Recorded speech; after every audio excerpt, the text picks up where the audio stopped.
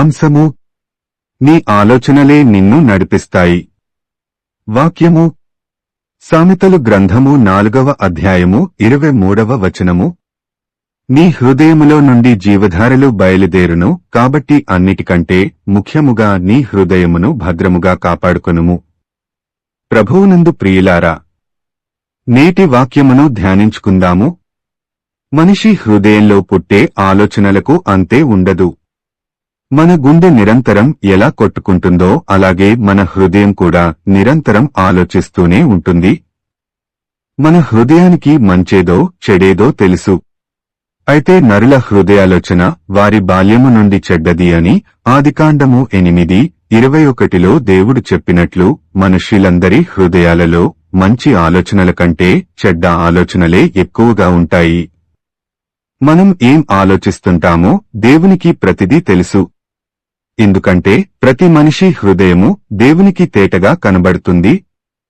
ప్రతి మనిషిని నడిపించేది వారి ఆలోచన విధానమే. దేవుని గురించి ఆలోచిస్తే దేవుడే నడిపిస్తాడు, లోకము గురించి ఆలోచిస్తే లోకమే మనిషిని నడిపిస్తుంది. మన ఆలోచనలన్నీ ఒక పరిధికి లోబడి ఉంటాయి. అంటే రోజంతా మనం మన గురించే ఆలోచించుకుంటాము, లేదా మన కుటుంబ సభ్యుల గురించి, ఇంకా స్నేహితులు బంధువుల గురించి, ఇలా ప్రతిదీ మనకు సంబంధించినంతవరకే మన ఆలోచనలు ఉంటాయి. మనకు సంబంధం లేని విషయాల గురించి అస్సలు ఆలోచించము. ఏదైనా కష్టం వస్తేనో, బాధ కలిగితేనో, జబ్బు వస్తేనో తప్ప దేవుడు గుర్తుకురాడు. ఎలాంటి సమస్య లేకపోతే దేవుడున్నాడన్న సంగతే గుర్తుండదు. మనం బ్రతికినంతకాలం మన ప్రయాణమంతా ఈ లోకంతోనే. ఎంతసేపటికి భవిష్యత్ గురించిన ప్రణాళికలతోనే మన ఆలోచనలు సాగుతుంటాయి. రేపటిని గురించి ఆలోచించాల్సిన అవసరం లేదని దేవుడు చెప్పినప్పటికీ మనం ఖచ్చితంగా రేపటిని గురించి ఆలోచిస్తూనే ఉంటాము. ఒకవేళ మనం రోజంతా దేవుని గురించి ఆలోచిస్తూ, దేవుని సృష్టిని గురించి ఆలోచిస్తూ ఉంటే మన గురించి మనం ఆలోచించుకోము. మన హృదయం స్పందించిన దానిని బట్టి మన ఆలోచనలు సాగుతుంటాయి. హృదయము అన్నిటికంటే మోసకరమైనది, అది ఘోరమైన వ్యాధి కలది, దాని గ్రహింపగలవాడెవడు? ఇర్మియా 17:9. మనకు మంచి ఆలోచన వచ్చినా, చెడ్డ ఆలోచన వచ్చినా అది మన హృదయంలో నుండి వస్తుంది. కాబట్టి మన హృదయాన్ని జాగ్రత్తగా కాపాడుకోవాలి.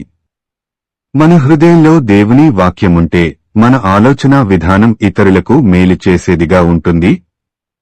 మన గురించి మనం ఆలోచించుకోవాల్సిన అవసరమే రాదు.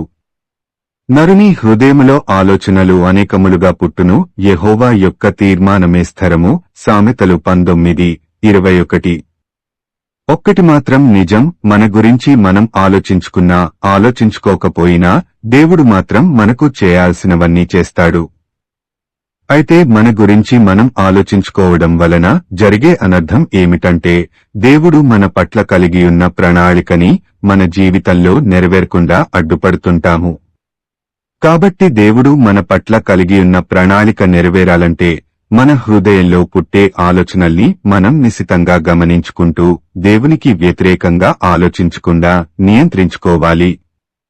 మరి మీరు దేవుని గురించి ఆలోచించడానికి మీ హృదయంలో దేవునికి చోటుందా? ప్రార్థించుకుందాము. ప్రభువా, ఈ లోకంలో మేము జీవించినంతకాలము మా ఆలోచన విధానము నీకు అంగీకారయోగ్యంగా ఉండులాగున మా ఆలోచనలను నియంత్రించుకునే శక్తిని మాకు దయచేయమని యేసయ్య నామమున అడుగుతున్నాము తండ్రి. ఆమేన్.